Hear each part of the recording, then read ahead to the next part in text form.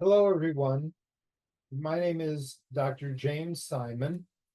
I'm a reproductive endocrinologist and clinical trial specialist in Washington, D.C., and clinical professor at George Washington University. I also have a private practice called IntimMedicine Specialists, also in Washington, D.C. It's my pleasure to share a few thoughts with you today about this year's Menopause Society meeting held in Chicago just last week. This year's Menopause Society meeting was the largest in that organization's history. I don't know the final attendance, but the organization had to cut off in-person attendance because there were no more spaces. I guess that's a good problem to have. My belief is that there's a great deal of interest about menopause, hormone therapy, and other therapies for this growing group of both patients and practitioners, and that interest is largely being driven by information on the internet through social media rather than through traditional academic outlets.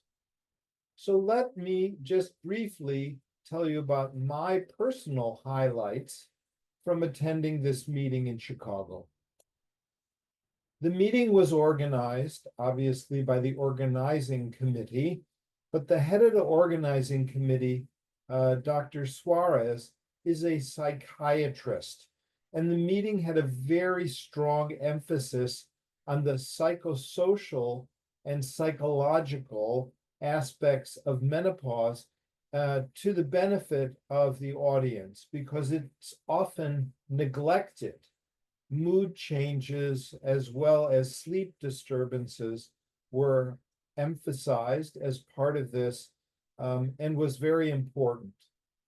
In addition, the program had a focus on the input of technology in the practice of medicine and in menopausal medicine specifically.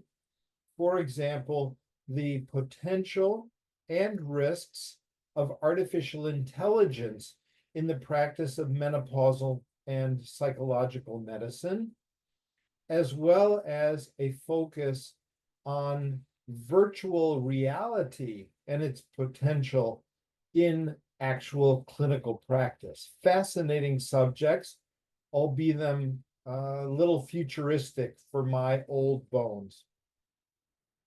I had the opportunity to speak to the audience on the development of a new product not currently licensed anywhere in the world, a product being developed by Bayer Pharmaceuticals and called Elinzanetant, and it is an NK3 and NK1 receptor antagonist being developed for menopausal hot flashes and night sweats, and perhaps for sleep disturbance and anxiety or mood changes at menopause.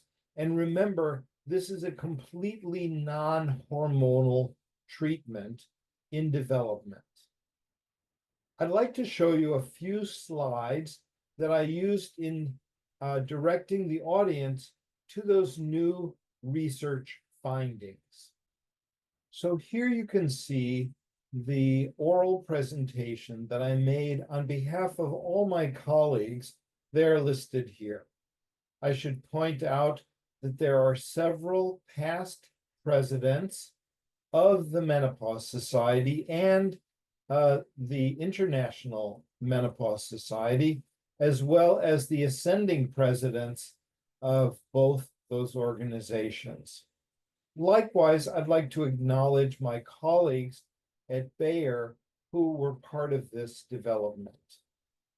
This presentation was the results of two phase 3 clinical trials, mostly efficacy focused, on this new chemical compound, Elinzanetant, for menopausal vasomotor symptoms and other associated symptoms of menopause. Just briefly, this compound works to target two receptors in the central nervous system, which become hypertrophied and hyperactive with the fall of estradiol following menopause. These receptor systems are located in the hypothalamus, where both ovulatory control occurs, but also where temperature regulation occurs. And we think other symptoms, including sleep and mood, are likewise represented in this part of the brain. So the design of the trial was very simple. Remember, these are two trials that were nearly identical in their design, involving about 400 subjects placed both on Elinzanetant 120 milligrams daily for the better part of 6 months, and then a placebo group that was matched to them for the first 12 weeks of the study, and they were then switched to active treatment with Elinzanetant at the same dose. All the women in these studies had 50 or more moderate to severe hot flashes per week, a highly affected population chosen specifically for regulatory approval, both in the EU and the US. Here are some inclusions and exclusions, but they're very common and focused on all developments for hot flash studies, at least in the US.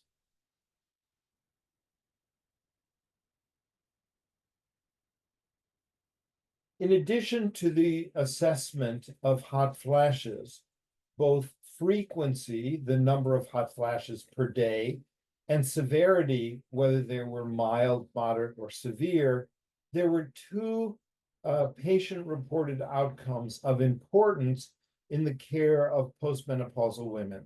They included the PROMIS SD-FET 8B total score.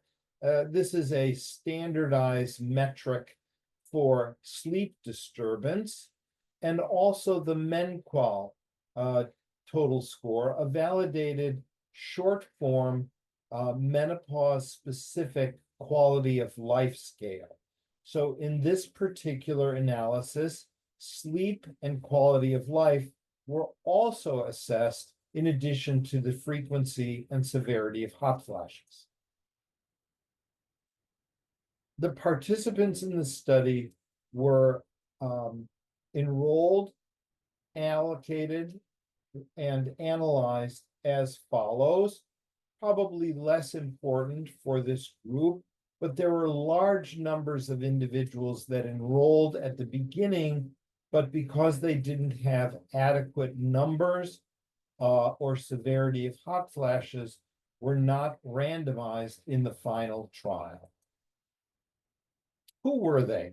They were women about 55 years of age. About 80% of them were white, 20% Black or African American, and about 7 to 10% self-identified as Hispanic. They were of relatively normal height and weight, and a percentage of them, approximately 40%, had hysterectomy, and about 20%, in addition to hysterectomy, had oophorectomy.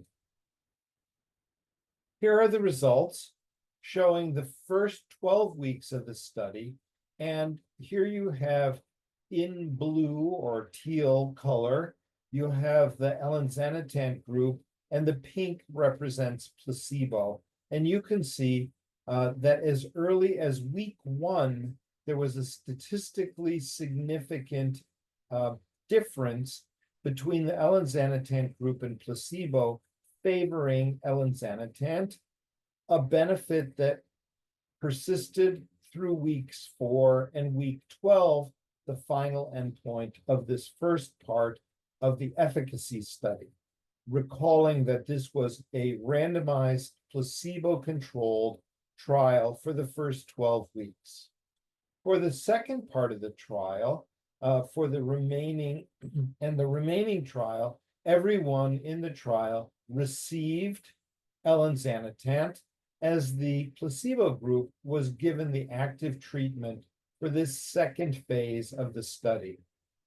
They joined their colleagues who received Elinzanetant from the very beginning and had equal efficacy in terms of moderate to severe vasomotor symptoms. This slide is about frequency. The same exact findings occurred as it related to severity of hot flashes, as you can see here and here, with the medication ceasing to help in the post-treatment phase, where everyone stopped using the active treatment.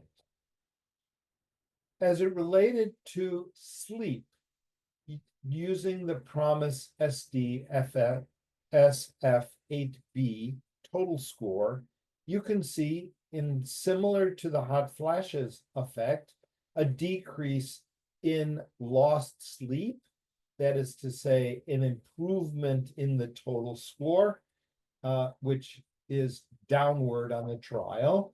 And then similarly, when the placebo-treated group switched over to Elinzanetant, an improvement in their sleep scores as well. As it related to the menopause-specific quality of life score, you can see, again, improvement in the score, in the quality of life score, in the Elinzanetant group compared to placebo. And then the placebo, when they were switched over to Elinzanetant, joined their colleagues in an improvement in their menopause-specific quality of life. So in summary, I presented and was happy to show that Elinzanetant was effective for moderate to severe vasomotor symptoms, that it reduced those symptoms as early as the first week of active treatment compared to placebo, and the reductions in both frequency and severity of hot flashes persisted through the entire approximate 6 months of the study. And then both sleep and quality of life were improved in this design and study. And then, just as a final conclusion, the safety of this, what I've just presented to you, was largely an efficacy approach to evaluation of Elinzanetant, but I also presented a large safety study, the OASIS 3 study, at the same meeting, but in a different style and different presentation. I'll show you that in just a moment.